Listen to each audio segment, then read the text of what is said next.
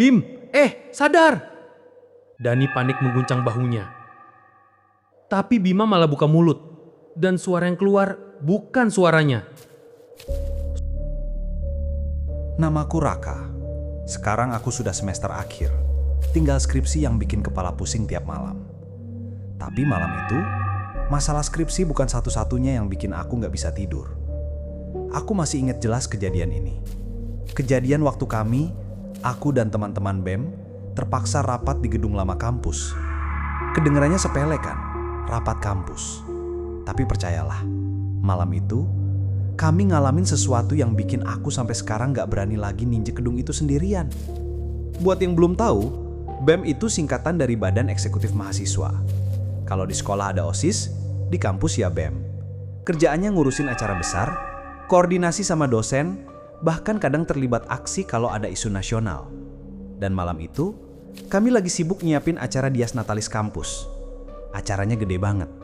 Jadi otomatis semua pengurus BEM lembur. Sebenarnya kampus punya aturan kalau jam 9 malam, semua gedung utama dikunci satpam. Tapi karena kerjaan belum selesai, kami akhirnya pindah ke gedung lama fakultas. Gedung itu jarang dipakai, pencahayaannya minim, catnya udah kusam. Sebenarnya banyak mahasiswa yang ogah masuk ke situ malam-malam. Tapi kami nggak punya pilihan lain. Malam itu ada 5 orang. Aku, Raka, ketua BEM, sekaligus narator cerita ini. Dani, temen satu kos. Orangnya rame, banyak bercanda. Tapi kalau panik paling kelihatan. Sari, mahasiswa psikologi. Katanya punya kepekaan lebih sama hal-hal mistis. Wulan, juga anak psikologi. Kalau Sari mistis, Wulan ini rasional banget. Bima, yang paling gokil dan nekat. Biasanya jadi biang masalah. Kami berlima duduk melingkar di salah satu ruang kelas lantai 2. Meja penuh dengan laptop, tumpukan proposal, spidol, dan gorengan yang mulai dingin. Awalnya suasana biasa saja. Dani sibuk bikin desain spanduk di laptopnya. Bima bolak-balik ngomentarin rundown acara. Sementara Sari dan Wulan sibuk hitung budget. Aku sendiri presentasi kecil lewat proyektor pinjaman. Ra, jangan lama-lama rapatnya. Ntar aku keburu tua di sini. Canda Dani sambil munyah tempe mendoan. Aku cuma geleng-geleng. Cepetin aja kerjaannya bro, besok udah deadline proposal. Semuanya ketawa. Suasananya santai, meski agak ngantuk. Jujur, aku gak kepikiran apa-apa. Sampai akhirnya, kejadian itu mulai muncul. Sekitar jam 10:30 waktu aku lagi jelasin soal pembagian panitia, tiba-tiba terdengar suara kursi diseret dari kelas sebelah. Krik, krik. Suara itu jelas banget. Kami semua langsung diam. Itu siapa ya? Masih ada mahasiswa? Tanyaku pelan. Bima langsung berdiri. Aku cek dulu deh. Sari buru-buru nahan lengannya. Jangan Bim, rasanya bukan orang. Wulan menatap Sari sambil nyengir tipis. Kamu jangan bawa-bawa firasat deh. Bisa jadi satpam lagi patroli. Akhirnya aku dan Bima jalan pelan ke ruang sebelah. Tapi begitu pintu dibuka, ruangan itu gelap gulita. Semua kursi tersusun rapih. Nggak ada siapa-siapa. Bima nyalain flashlight dari HP. Hasilnya sama saja. Kosong. Kami balik ke ruang rapat dengan wajah bingung. Dani langsung nyeletuk. Pasti tikusnya gede banget tuh. Bisa geser kursi. Semuanya ketawa kecil meski agak kaku. Kami lanjut rapat, pura-pura nggak peduli. Tapi beberapa menit kemudian, Sari tiba-tiba ngomong lirih. Kalian lihat nggak? Dari tadi ada orang berdiri di ujung lorong. Aku langsung nengok keluar kelas. Lorong itu panjang. Cahaya lampu remang-remang. Kosong. Aku jawab pelan. Gak ada siapa-siapa, Sar. Kamu ngantuk kali. Sari menggigit bibir. Kelihatan gelisah. Wulan coba menenangkan. Itu cuma sugesti. Kita kan capek. Jadi otak mudah salah tangkep. Tapi jujur, bulu kuduku juga mulai berdiri. Laptop Dani tiba-tiba restart sendiri. Yang bikin aneh, setelah nyala, jam di layar stuck di angka 00. Padahal waktu itu masih jam 11 kurang. Aneh banget. Biasanya laptopku normal aja, gumam Dani. Aku tarik napas dalam. Udahlah, cepetin aja rapatnya biar bisa pulang. Mereka semua mengangguk. Suasana mendadak jadi tegang, gak ada lagi yang bercanda. Kami sibuk beresin file, tapi waktu aku menoleh ke papan tulis di belakang, jantungku langsung berhenti sejenak. Di papan tulis itu, dengan spidol merah, ada tulisan besar-besar, "Jangan di sini." Padahal tadi jelas papan itu kosong. Aku refleks berdiri, kursiku bergeser keras. "Siapa yang nulis ini?" tanyaku keras. Dani bengong. "Aku tadi di depan laptop. Kalian juga sibuk sendiri." Wulan pucat. "Gak mungkin ada yang keluar masuk. Pintu dari tadi kita lihat terus." Sari menunduk, suaranya gemetar. "Aku udah bilang, ada yang gak beres dari awal kita masuk gedung ini." Dan malam itu, gangguan sebenarnya baru saja mulai. Tulisan merah di papan tulis itu bikin semua orang membisu. Sari menunduk. Wulan berusaha mikir logis, tapi jelas wajahnya juga udah tegang. Aku mencoba menguatkan suara. "Udah, jangan panik. Mungkin ada mahasiswa lain yang masuk tadi tanpa kita sadar. Bisa aja kan?" Dani langsung geleng-geleng cepat. "Rak, aku dari tadi di depan laptop. Nggak ada yang keluar masuk." Bima malah nyengir ke aku. Atau jangan-jangan satpam mau ngeprank kita.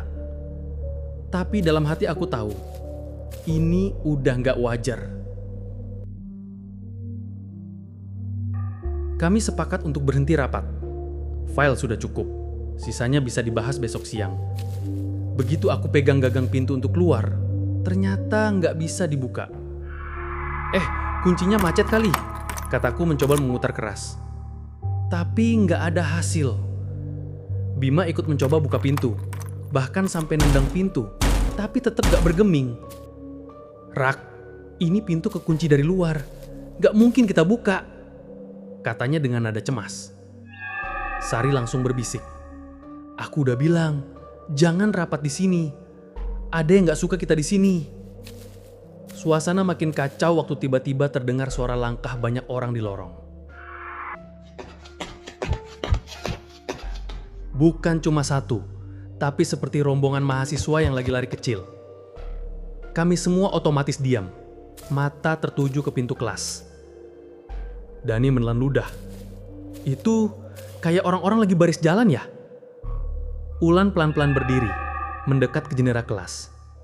Dari kaca, samar-samar terlihat bayangan beberapa orang berjalan cepat di lorong.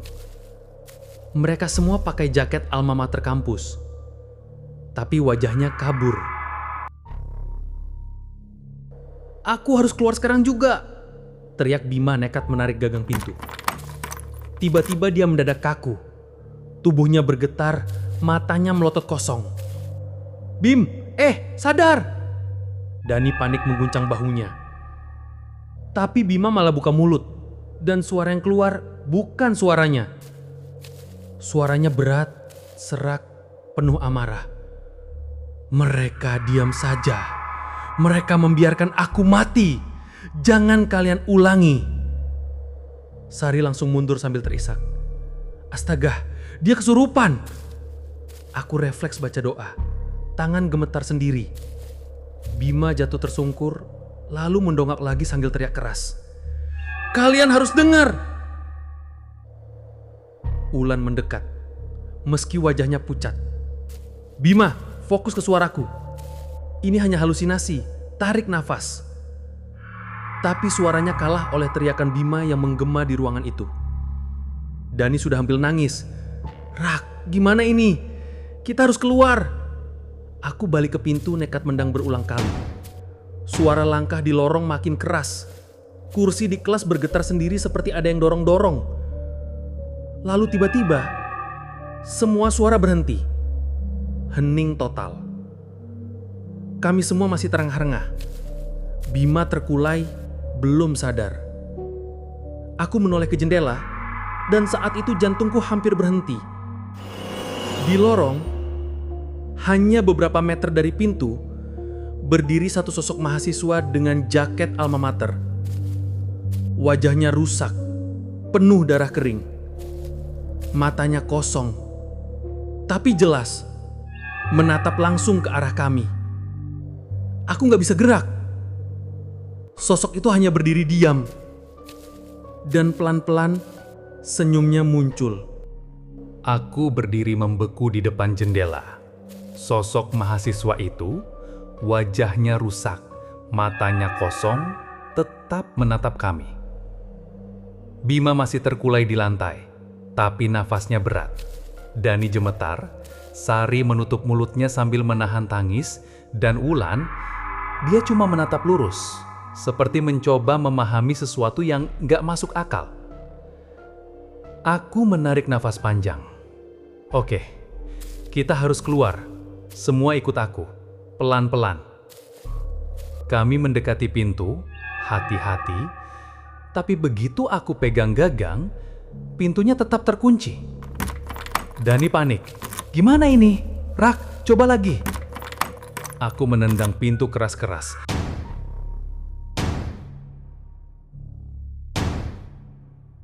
Bima tiba-tiba bangkit, tapi matanya masih kosong. Dia berjalan ke arah kami sambil bicara dengan suara yang bukan suaranya lagi. Kalian gak bisa pergi, harus denger. Sari langsung narik Bima ke samping. Stop, tarik nafas, rasionalisasi dulu. Tapi aku tahu, ini sudah bukan soal logika.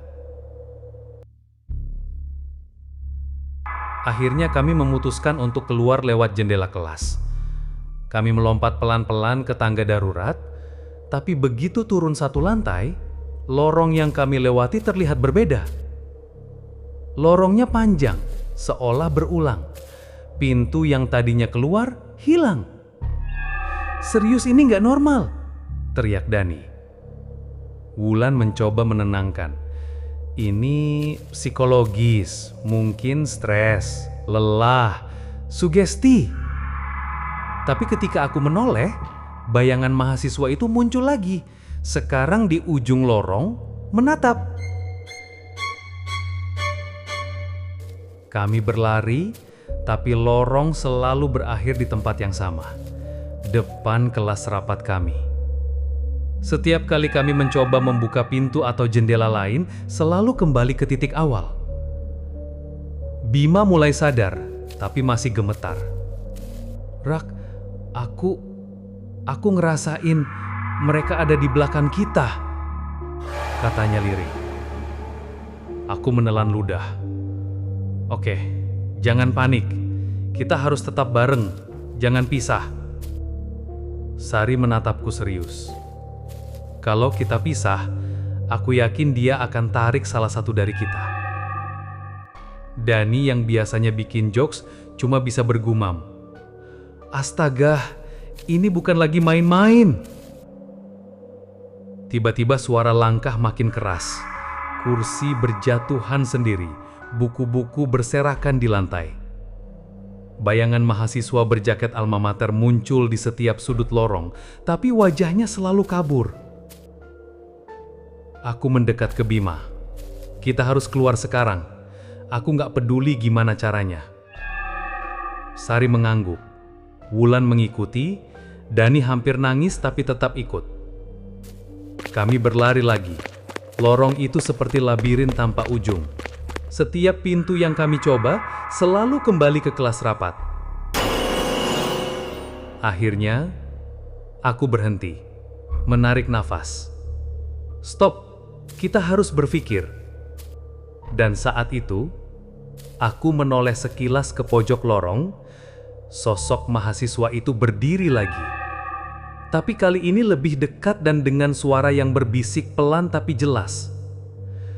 Kalian teman baru, jangan pergi. Aku merinding sampai ke tulang belakang. Dan malam itu, kami baru sadar gedung lama itu bukan cuma tua, tapi masih punya penghuni yang menunggu.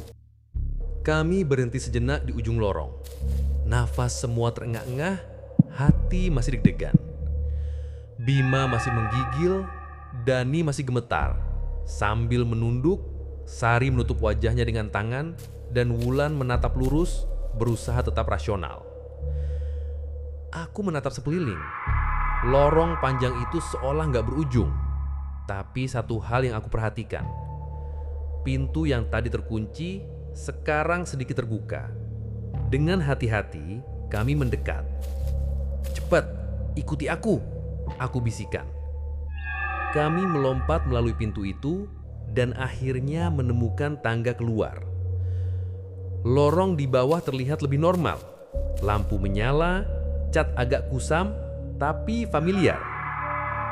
Kami berlari menuruni tangga sampai akhirnya pos satpam di depan gerbang kampus terlihat.